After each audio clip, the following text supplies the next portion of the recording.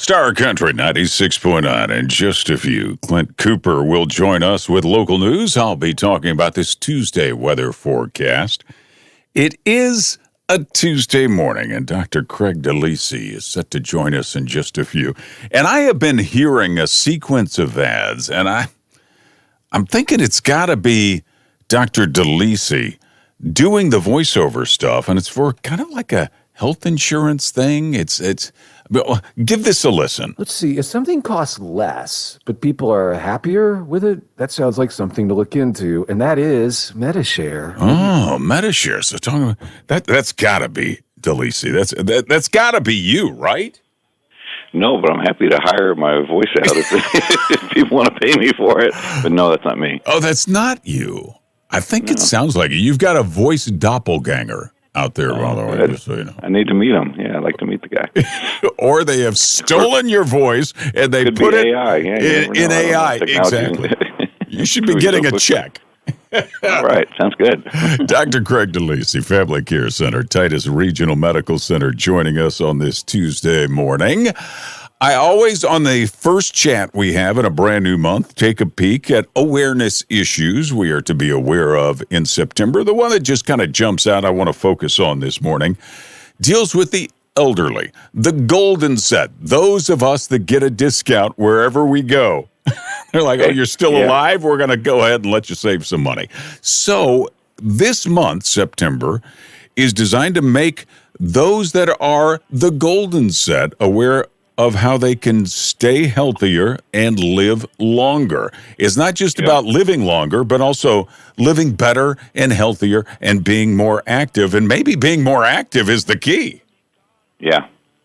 Yeah, that's actually a huge one, Carrie, I'd say. You know, I watched over the years as, I take care of patients all ages, and anytime I see people that are aging well and living well into their latter years, I've noticed that there's a few things that they have in common. I think we've talked about this a little in the past, but it's definitely worth repeating. You know, if I see someone in their mid-80s that looks great, there's three things that seem to always be true, and almost without exception. I don't think this is a formula for success, but I also don't think it's a coincidence. One is that they're not smokers. Or if they did smoke, it was years ago. I mean, a lot of those older people, lived at a time when everybody smoked, but they haven't touched a cigarette in 30, 40 years.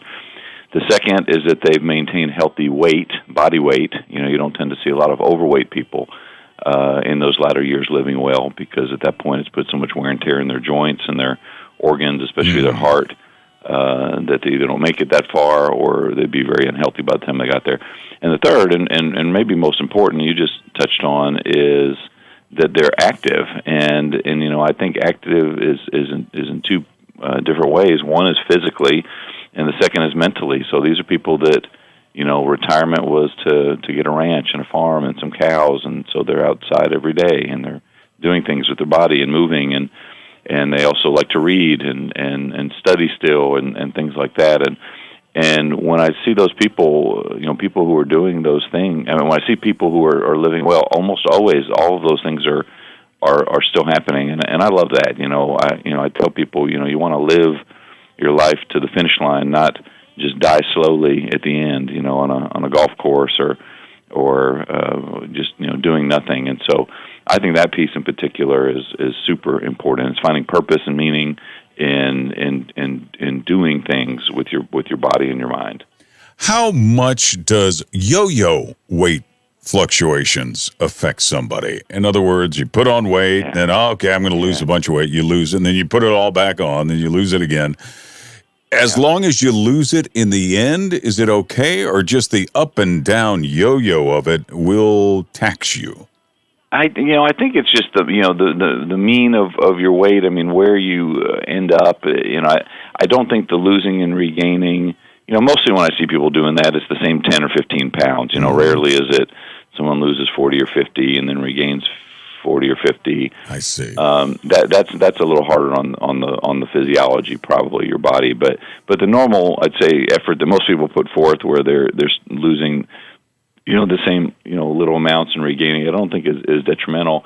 I think it does matter, though, where your weight lands. I mean, trying to maintain a healthy, body mass index and knowing what a healthy weight is for your age. You don't have to be uber skinny, although there's definitely evidence to say that people with very low body mass index, people that just about everyone will look at and say, oh, he's a bit too thin or she's a bit too thin, they do seem to have some longevity that other people don't. And so it is one of the few things that seems to be correlated with extended longevity. So I think there is a direct line between our body weight and how long we get to live and how well we get to live. So I do think being diligent about that is a worthwhile endeavor, which is hard. We live in a country with lots of cheap, unhealthy, delicious food, and it's the drug of choice for millions.